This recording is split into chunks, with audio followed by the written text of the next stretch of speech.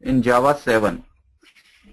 The fork join breaks the task at hand into mini task until the mini task is simple enough that can be solved without further breakups. Implement of a work stealing algorithm. In that, idle workers steal the work from those workers who are busy. Okay, let me explain in some better way. Say there are 4 processors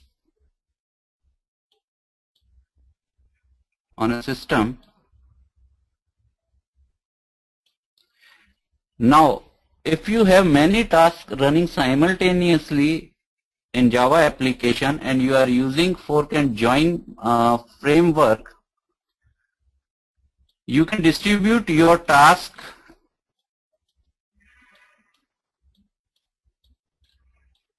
around processors, and each processor will be busy of doing their task.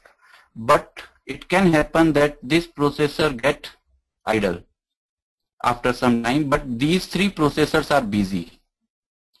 So this particular mechanism, when this task gets finished, will steal a task from here for this processor. So ideally, no CPU will be idle with this mechanism. The core classes supporting the fork join mechanism are fork join pool and fork join task.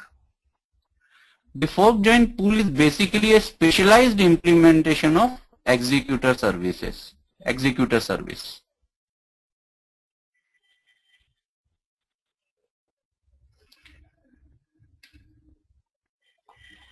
To write an instance of fork join pool by providing the target parallelism level, the number of processors are shown below. So even before that, if you want to know a number of processors in your CPU, you can get it from the runtime class, runtime.get runtime.available processors. So you will get available processors, and then use this parameter in the fork join pool to get your pool ready for all the processors.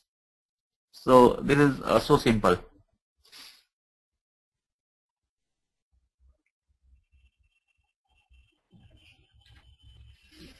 Now fork join task.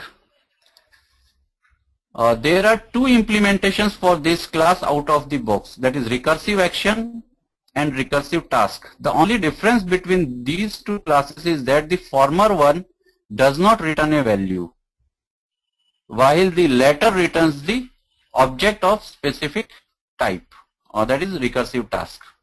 So this is again a simple example for creating your task. You can create your task class, extends the recursive action or the recursive task, and you have to override the compute method and provide your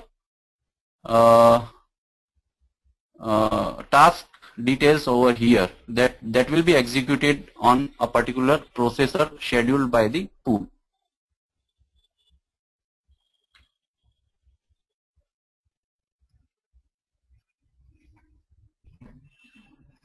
Now provide this fork join task to the executor by calling invoke method. This is so simple, pool.invoke task. So this is a new framework, fork and join, and it is very interesting and very useful.